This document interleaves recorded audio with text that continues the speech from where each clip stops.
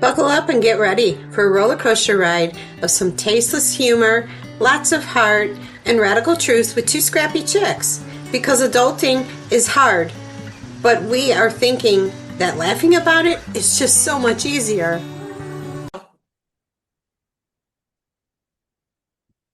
Hi, everyone. Welcome back to the show. Today, we are diving into a topic that affects every single one of us, especially those preparing to take their first big steps into the world. And joining us today is personal safety advocate and author Gale Bleth. She has dedicated her work to transforming how we think about self-defense, teaching us that true security isn't about physical combat, it's a mindset. She is here to talk about her highly anticipated new book, A.W.A.R.E, a personal safety playbook for leaving the nest. It is an essential, plain spoken blueprint built around five core pillars: alert, watch, assess, respond, and escape. Whether you are a young adult heading off to college, navigating a new workplace, or a parent just wanting to protect your kids, this episode is packed with life saving advice. Gail, welcome to the podcast. Thank you so much, and thanks for having me. I'm so happy to be here to talk about this different type of safety that people don't really know about. So I, Please. I can dive into it, and I can't wait to do that. Yes, please tell us how you got started and how you got to this point today where you wrote your book. Wow. My background is higher education. I first started that in my early 20s, going to school and working at the university that I was going to, which is California State University. At the time, it was Hayward, but they changed the name through the years to East Bay, which is up in Northern California, near the San Francisco Bay Area. So I was a student there, and during that time, I actually was helping with the university police department with their training. Like they needed trainers, so I decided to become a trainer. So they sent me away to school to be a self-defense instructor. Now Oh. they taught this class um, twice a year, and it's through a program called RAD, Rape Aggression Defense Systems. And a lot of college campuses in all our 50 states have the RAD program. Mm. And that's what, so this campus that I was at actually did or had the program, and they were looking for instructors. So I said, yeah, I'd love to be an instructor. So my only thought was, because we offered this class twice a year, and that we were probably impacting maybe at the most 50 students per year. Mm. That's it. Okay. And I think it really needs to go further. We need to impact a lot more people than just this 12-hour course of the self-defense class. So, with that, I kind of condensed it to a 90-minute class instead, just the education portion of it. So the 12-hour course had three phases. You start with education, then you go with it's education, and then you do the practical. So a lot of people don't realize how strong they are. So you hold up the pads, you give them gloves, and they're just punching. Just like in boxing, when you're learning how to box, you're trying to figure out how strong you are. Yes. Then the last part is the simulation. So that 12-hour class was so impactful, so impactful. It changed people's mindset and the way that they think and the way they think about their safety. But I just felt it wasn't enough. So I made it a condensed version of it to 90 minutes, which is 90% of your safety, this 90-minute class. And Wow. then, so when I did that, we were able to impact more people. Like, I can have a class of 50 in there. I could do it every week or once a month. So we were getting all that information out. Then shortly after that, after working at the university for 16 years and helping with the university police department with their trainings, I started working for the Hayward Police Department as a crime prevention specialist for another 16 years. So, putting all that together and all my knowledge and information, I retired 4 years ago. I just decided I think it's time to just put it in the book. And so I did, and it came out, it launched on April 28th. So it's been about 10, 11 weeks since the book's been out, and it's been like skyrocketing. So I'm really happy about that. That's awesome. Yeah, because that's where we were going to ask you. That was going to be our first question why you wrote the book. But then Ginger wanted to ask you she wanted to ask you, could you maybe walk us through the AWARE model that you developed? Yeah, sure. So while writing this book, I didn't teach the aware model really when I put the 90-minute presentation together until I wrote the book. Okay. So while Okay. I was writing the book in 2025, I just said, you know what? I'm writing a book. Like I'm writing a book. My family members, my nieces, a lot of friends I mean, I know a lot of people that have teenage kids and they're going off Mm-hmm. to college. And I have known students when I was working at the university who came in from parts of the country, parts of the world, and they have become a victim of crime because they didn't know how to take care of themselves. They didn't know how to be aware. So as I'm writing this book, I'm typing away, and everything that I wrote was about aware. Awareness, be aware of your surroundings. I mean, so that word just kept resonating with me. And then I thought, I bet you I can make an acronym of this. And Mm-hmm. so I did. And in the RAD class and in really anything that we teach in self-defense is to escape. You use and you do everything you can in your power to escape a situation. Mm-hmm. So escape was the E for aware. So then I thought, okay, you know what? Every time I leave my house, I'm always alerted of where I'm going. So, like earlier this morning, I went to the gym. So I knew I was going to the gym. And so I was alerted I was going to the gym. And then when I park, I'm going to be watchful. So that's where the W comes in. I'm going to watch for anything that looks suspicious, a white, creepy van that I'm parked next to, or something just doesn't look right. So I'm watching. If I do sense that there's something going on, then I'm assessing what I'm sensing. And when I assess that situation, from my assessment, I am going to respond. Mm-hmm. Should I respond by staying, that everything's going to be okay, or should I respond by escaping? And so I escape. So that's how I kind of coined that phrase of aware. And that was like it was one of those aha moments, you wake up in the middle of the night and go, I got it. Right. Like Right. I got it. I know how to use the aware method. And so since then, I've been kind of putting that together. Okay. And what is the biggest safety mistake people make?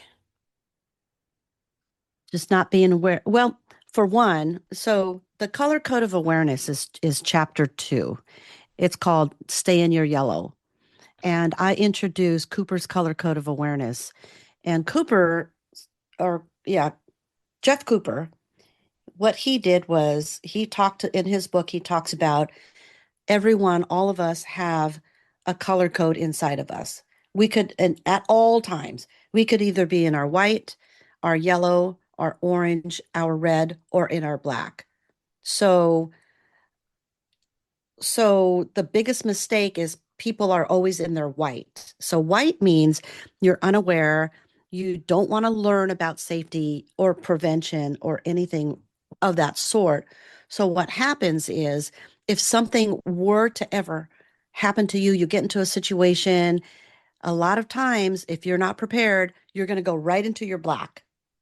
And black means you freeze. You freeze, you can't move, you can't physically think your way out of it because you didn't prepare. So a lot of mistake that people make is they just don't want to know. Right. That's they just don't want to know. I mean, in Yes. my book, I talk about a story of earthquake preparedness. Now, in Northern California, especially in the San Francisco Bay Area, there are major, major faults there. The Fault, the Loma Prieta Fault, um, the San Andreas Fault, and we have to be prepared because the big one is coming. If not when, and if not if, it's when it's going to When, come. right. So I did this whole thing with my family, and a couple family members said, "Oh my God, I can't handle this." They didn't want to listen. Right. So they sat on the couch and just didn't care. So the rest of us continued, and what could happen, and which I hope it doesn't, because these people are my family members, is that if something big were to happen, they have to figure out how to get to a safe location Mm-hmm. without using the overpasses, because there's a lot of freeways out there. So if you can't find a way to get your car over an overpass, then you have to find a plan B to get to where you need to go, to either get your child or get to your family members, get to your mom or dad or wherever you need to go, and be prepared for that, because it's going to happen. Let's hope these overpasses don't Right. collapse, Right. but you just got to be prepared. So that's one big mistake that they don't want to know, is I just don't want to know. That's so Yeah. true.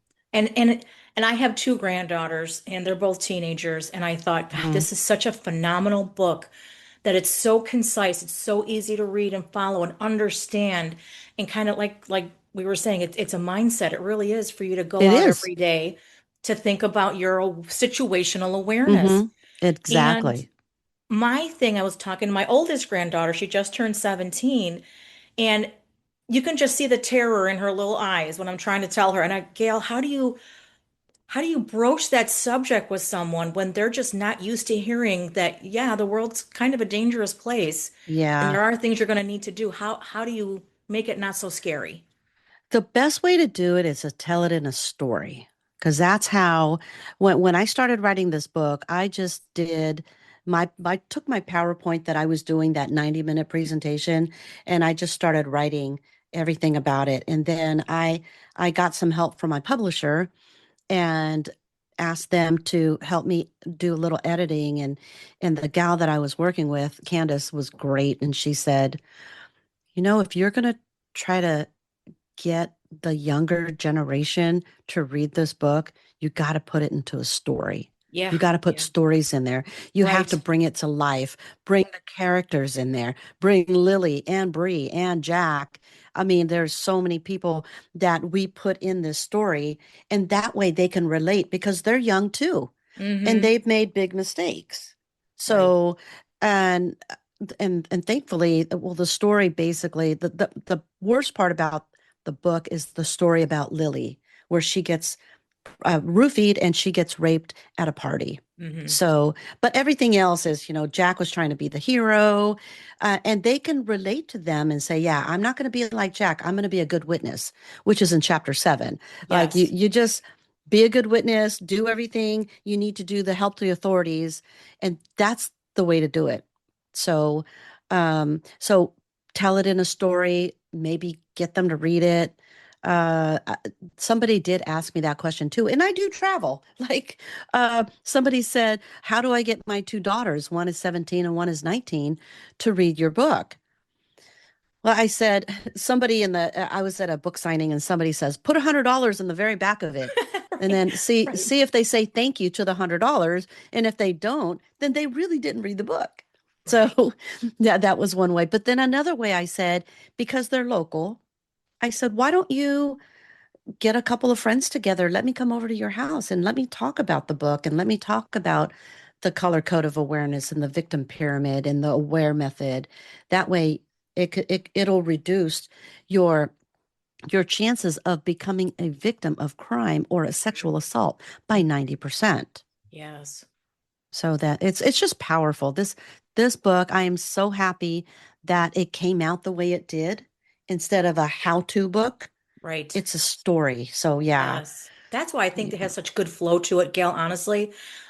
You had me at the beginning too. It's so easy to understand and follow. And that's why I thought, my gosh, this is perfect for the younger adults because it does kind of have to be told in a story. Because like I said, I tried to talk to my granddaughter about it and she was just like, didn't want to hear about it. She doesn't want to hear that there's bad things that could happen. And I'm like, okay, well, Yeah. now I have a tool. So thank you. Yeah, you're welcome. Yeah, it will help. It will help. Okay. Somebody else did mention too, if you just left the book on the table Yeah. and they've got nothing else going on, they're going to read it eventually. They're going to Okay. look at it because I use, and people always ask, why is your book so colorful? Well, there's a reason why I did the cover the way it was, is showing the color code of awareness is on there. So from the top of the book, it's white, and then there's yellow and orange and red and black.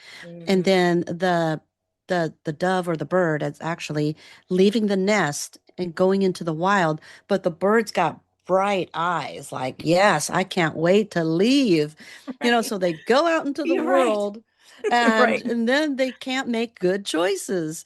So and the red, having a red bird, it talks about empowerment, and that's what the red bird is.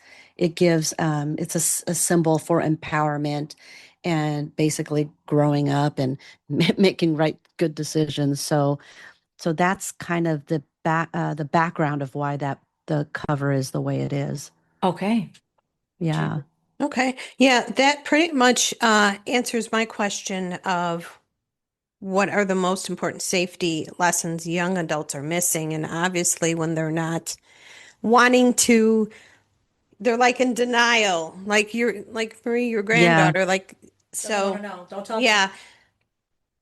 So then I'll go into why are young adults at greater risk when they first leave home? Why they are? Yes. So that's a good question. They It depends also on their upbringing. So I know, for like Lily's sake, she came from a very sheltered family. And it just depends on how much they know once they leave the nest. And there is a story in there about Bree. Bree is a very wealthy family, and parents didn't pro- made her pretty much do whatever she wants. And when she left for college, nothing. There was no change in Bree, meaning she just left the house and just went to college, and there is no change in anything that she did. Whereas Lily left home where her parents, I'm sorry, this was Sarah. Sarah's another character. Sarah's parents had her had to give up her cell phone at 8:30 at night. So every night, gave up the cell phone, had to do homework, whatever it is, they had to go to bed. So Sarah came from a very strict family too, like with rules. Okay. And so once they leave the nest, now they're like, wow, I can sleep whenever I want to. I can go to bed anytime I want. I can eat whatever I want. I can use my phone anytime I want, however long I want. So this is like their newfound freedom. Like, hey, I'm going to Yes. do whatever I want. I don't even Right. have to go to class if I don't want. And this is the mindset that they have because they're not under their parents' home and shelter. And depending on parents being what they call those helicopter parents, Right. where they're hovering over their kids all the time. So, so yeah, you could still make a bad decision about leaving when you leave the nest, but that's what it is they're free to do whatever they want, and they don't know that they need to start making good choices. So having to read a book about this is what you need before you leave. So if I can't read it to you, or if you don't want to read the book, an audio is actually coming out. I just finished my audio. Oh. Um, I'm fine tuning it tomorrow, and then in about a month, I'm not sure how long it takes to actually put together everything, all the finalized uh, of doing an audio, but it's going to Hmm. be out shortly. Okay, So great. yeah, if they don't want to read it, that's okay. You can do the audio, and it's my voice. So which is even better because I put a lot of emphasis on there about like make good choices and don't do what Jack did. So things like Hmm. that. Right. Yes, and that correlates to what every parent should do before sending their child off to college is having not only the discussion, but providing them with the book and the tools that they need. Yep. It's a perfect gift for high schoolers. And I really truly believe that it really should start freshman year. It really should, because I have stories. I didn't put it in the book about a young girl who was a freshman and she really liked a senior. So the senior said, "Well, if she really wants to be with me, she's got to do all these things to me or for me." Sure. So, that, yeah, and you just got to make good choices.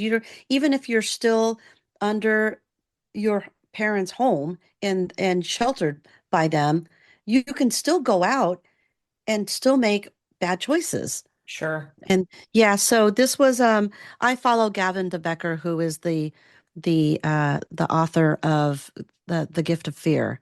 Oh my gosh, And I love that book. I know, right?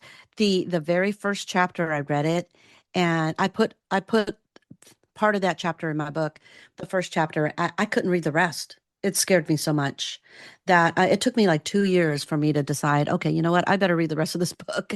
So, and I read it way before I became a self-defense instructor. So this is many Oh, years okay. ago. Okay. Yeah. And he does, it's called a master class and it's online. And so I was watching one of the master classes with a bunch of teenagers and boys and girls in this class. And there's so many stories that they say, like, I Mm-hmm. really like this boy, and this boy I thought liked me, but when we went out on a date, he made me do X, Y, and Z, and Mm-hmm. then all the other girls in the class was crying because they were a victim of that, and they were in high school. So Right. I truly believe that if anything, it really should be the school, whether you're male or female, because it Mm-hmm. really is for everybody. Yes. Is knowing no means no. That's chapter 10. It's not necessarily for the young boys, but it's also for the girls too. It's really for everybody. If somebody there, and there's a story about the tea consent in Yes. there, and you can watch it on YouTube. So there's so many things that I put in there where people can watch or listen to and start realizing that this is not right. This is not good. This is so, and hopefully it can get to a lot of schools. And that's kind of my goal, get it out there. Yes. And you brought up a good point about that book, and the thing that stuck with me about that particular one, and I think, when you say in your book, no means no, that's immediately what I thought of is when the woman comes home with the groceries and the man in the stairwell, Yep. and her Uh-huh. bag falls apart. And that Mm-hmm. women especially, I think, feel obligated Mm-hmm. to they now she said no. She said no Right. several times. She just didn't back it up. Right. So how do Because he was then so persistent. He yes. was so persistent in Yes. in gathering her groceries and Yes. helping her and then walking towards with her. How do you just and it's really tough because if there were people around, I would have said, "You know what? I got it. Okay, just drop my groceries. I got this. Could you please leave?" Right. And then that way she's got people around to say, Yes. okay, you know what? I can help her because I'm her neighbor or whatever. But um, that's one of the ways she could have done it. But you're right.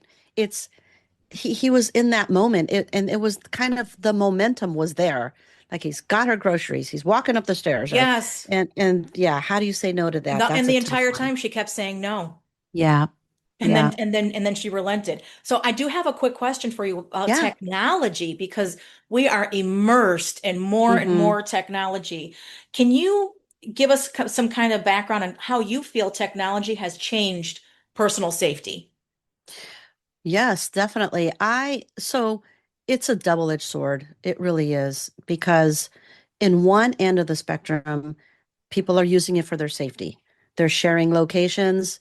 They are texting people where they're at. So, Mm-hmm. Mm-hmm. and this is just like the cell phone itself, texting Right. people where they're at. And it's a way of communicating. So if you share someone's location or something happens, then you might be able to find your location or where you are. Now, another way that it's a good thing for safety is taking your cell phone, and this is what my agency used to or does now, is going if you were to take your cell phone and you were to dial 911, something happens to where you cannot complete your call. but you dialed 911 and you maybe it was a split second before you couldn't complete your call.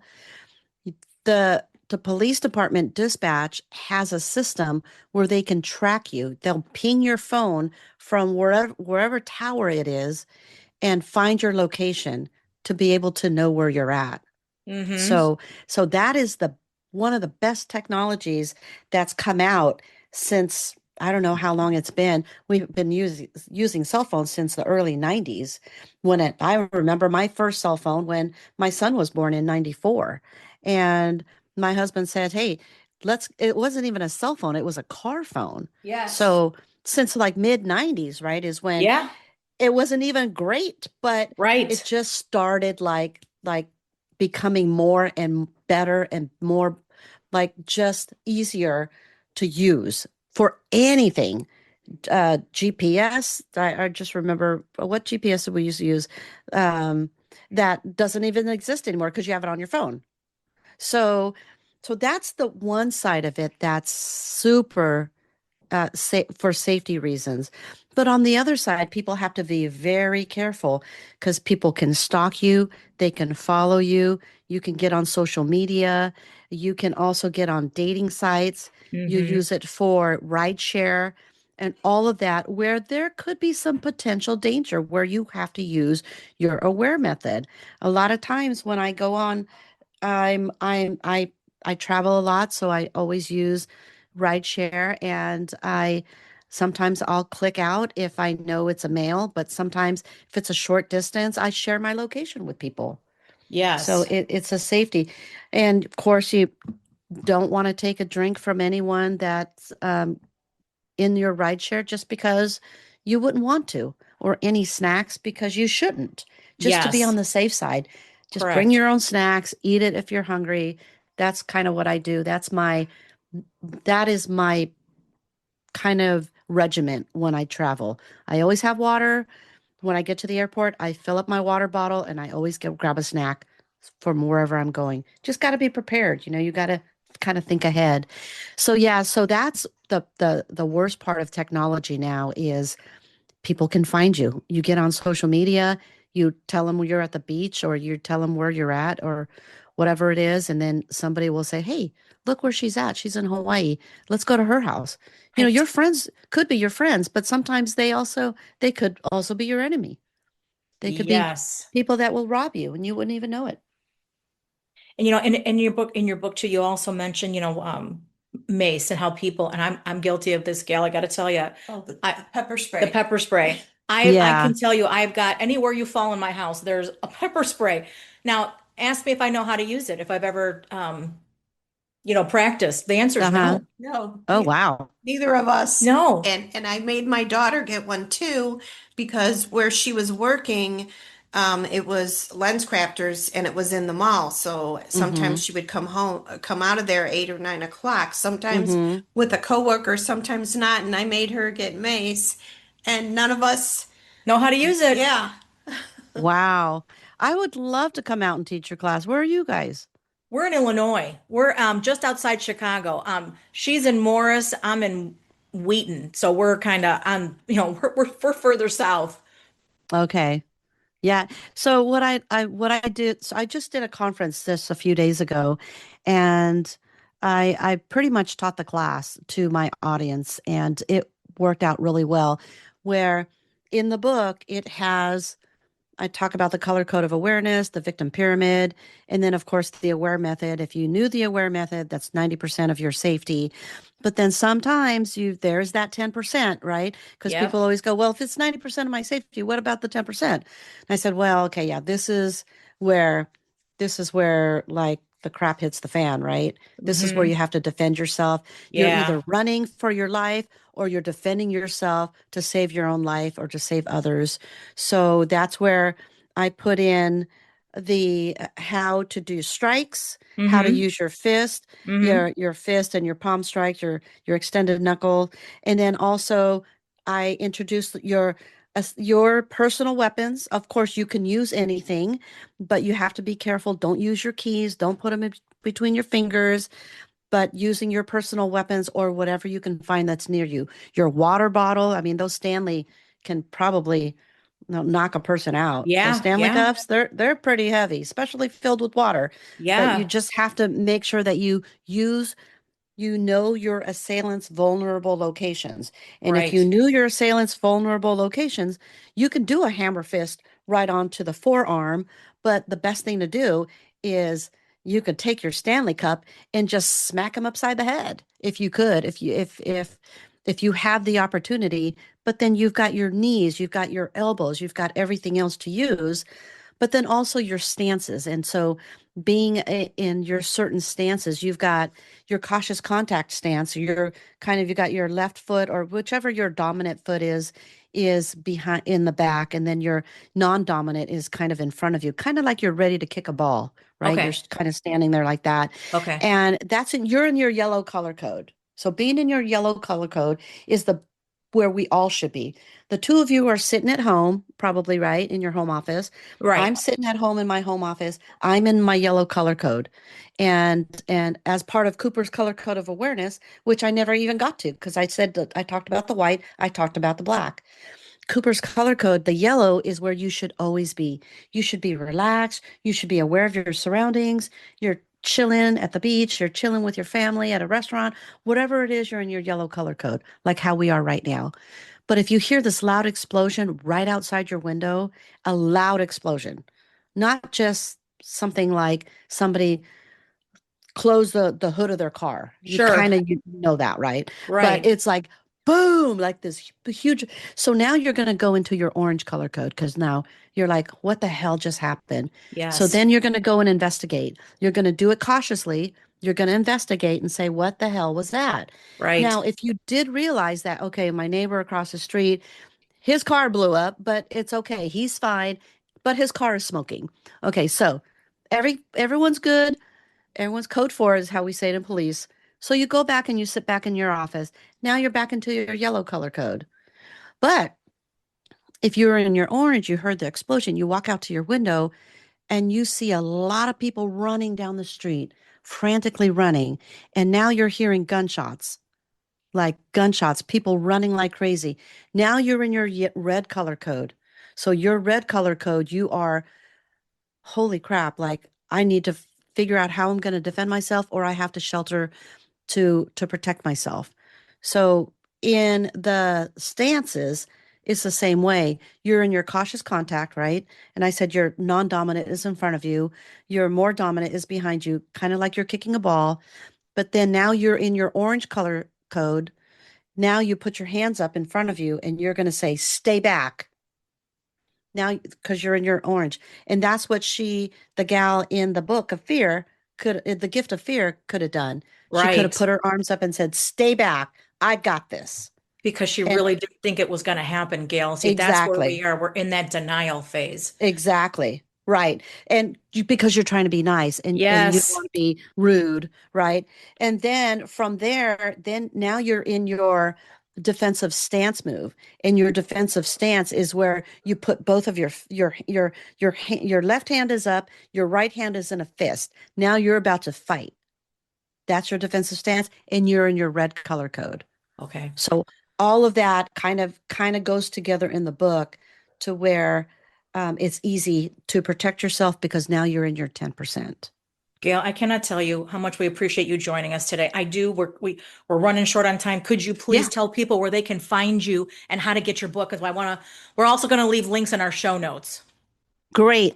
So finding me is one is my website. It is stay-aware.com. And then you can subscribe. If you subscribe, you can go ahead and I send out every couple of weeks, I'll send out tips and a bunch of fun things I send out. Okay. Then also on social media, I am on Facebook. It's just called Stay Aware. And then Instagram, it's Stay Aware hyphen SGB, which is my initials Okay. for S. Okay. Gale Bleth. Yeah. Yep. Okay. Perfect. Thank you so much, Gail. Well, I hope thank that you we can again. have you back. Oh, yeah, for sure. If you need me to explain anything else, a part of the book, please let me know. I But it will. was a Thank pleasure you. being here. Thank you. Take care, Gail. Thank you. Thank you so much.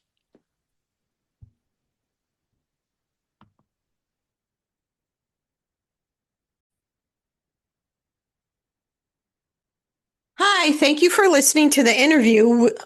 We really enjoyed having Gail on. So much information that you're not going to forget. You know how we get bombarded with a whole bunch of information. This is something you're not going to forget. And with the acronyms, anything with the acronym is so easy to remember. And it's really important to always be aware of your surroundings. Here is a good example. There was and we talked about this in a prior episode. There was an influencer, Danielle Fletcher, and she was going to her car.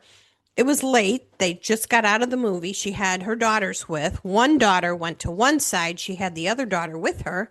And she said it was really strange. There was a purse on the ground with stuff. And her young daughter were like picking it up. And then there was a woman parked behind her. And she said the woman was acting kind of weird and laughing. And then she notices what is it with, I swear she said white van. What is it with vans? Pulled up next, and then she just like, oh my God, and panicked, and she screamed for her daughter. And thank God that her daughter was like, yeah, mom, I'm okay. But that van, they could have easily grabbed her. So then she grabbed her kids and got them in the car and left. And that van went to that woman who dropped the purse. So, lesson here is if you have two kids, they get in with you at the same side.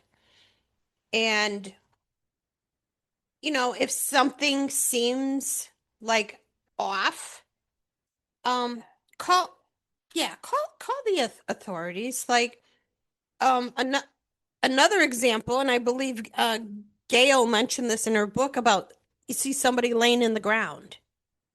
Um they truly could be hurt or it's a scam. Um I've seen in my local groups that they said there was either something left on the windshield or there was a zip tie around the handle. And they say anything suspicious like that, don't even touch it because it could be laced with something where it's going to knock you out and you're not going to remember anything. What else do I want to get? Oh, and we talked about this. I don't know if I specifically said this was my daughter that did this, but she was changing my grandson in the parking lot, and she should have went inside. Her back was to um, the parking lot, and a homeless guy came up and asked for money. And thank God she said, "Dude, I'm changing his diaper," and he walked away. So she got lucky, but she knows now. Don't do that. Now, if she has a big enough vehicle and can do it in the vehicle, that's fine. But when in doubt, go inside a restaurant, gas station. They have those things that pull down where you can change them. So yeah, so don't do that. And I'm not. And Ashley, I know you're a loyal listener. I'm not shaming you. I just look out for you. Yes. Yes, because there are things she's done questionably in the past we won't mention. Shame. Yeah, not shaming you, Ashley. Um, in fact, it wouldn't be a bad idea. I'm gonna get you this book, Ashley. Even though you're an adult, I am gonna get you this book. And in fact, Marie, um, I think we should get this book and have a little giveaway. Yeah. So if you have college students, and even if your kids are I think you should, the earlier the better, because our generation, which is Gen X, we're a different breed. We were told, hey, get out of the house, go outside, do something, check in at your friend's house. And that's what we did. And now when I became a single parent, my kids had cell phones probably earlier than they should because of the fact I was a single parent. And the world is just different now. And both more so my daughter had to grow up quicker than a normal 9-year-old when I got divorced. So, but yeah, the earlier the better, because you want to teach kids, no, don't take candy from a stranger. Um, Even if, you know, they're walking and someone pulls up, hey, I can give you a ride. If they don't know them, no. And, you know, you should prepare your kids. Okay, here's a scenario, here's a situation. Quiz them, what are you going to do? And if they don't know what to do, then you tell them, hey, this is what you do. If a stranger, yes, you're right. And Once you're there in the 10%, then it's already too late. And that's when you panic and you freeze. And then it's no bueno. Yes. And then there's been some instances with college kids, like the most recent one was in Mississippi. He drowned, and there's no one saying anything, helping this poor family figure out what happened. Then there was in Nashville, a young man, I believe he was with his college friends, and he left. And yeah, they left a bar, and then when they found him, he was in the river. So they don't really know what happened. So yeah, so don't like. And another thing, in Gail's book is the buddy system. Have the buddy system. Um, so yeah, I think this needs to start when your kid is, understands the difference between stranger or not. And you got to teach them to run, yell for help. Oh, I mean, it's just a shame that it's come to this, but I am so glad Gail made this book because I really enjoyed reading it. And she has a QR code in there. And when you scan it, it pops up her website, and there's 3 scenarios, videos. So yeah, I was like, this is really cool. I've never had a book that had this interaction. So, okay. Well, I think that about wraps it up. Again, we thank Gail for joining us and giving us all this information and promoting her book, A.W.A.R.E, a personal safety playbook for leaving the nest. And it is going to be available on Audible. I love Audible, but I also love to read on my tablet. Okay. We will share all her links. And thank you again. And I really hope that this helped somebody. This is a really good gift for your preteen, teenager, before your child goes off to college. This really, this this is life saving. Don't you think, Marie? It is. It's absolutely life-saving. And it's really highlighted for me in the areas that I have been lackadaisical and unaware, unprepared. And I always considered myself to be pretty prepared. Not so much. Yeah, yeah. And the fact that we both carry pepper spray and don't know how to use it, like never like used it. So now we're gonna have to get another one, and we're gonna do a practice session. Yep. On how to use it. And also we were talking, and we're gonna contact Gail if she ends up out here for some reason, or do a online training. If anyone's interested, please let us know. All right. Thanks again for listening to Two Scrappy Chicks podcast.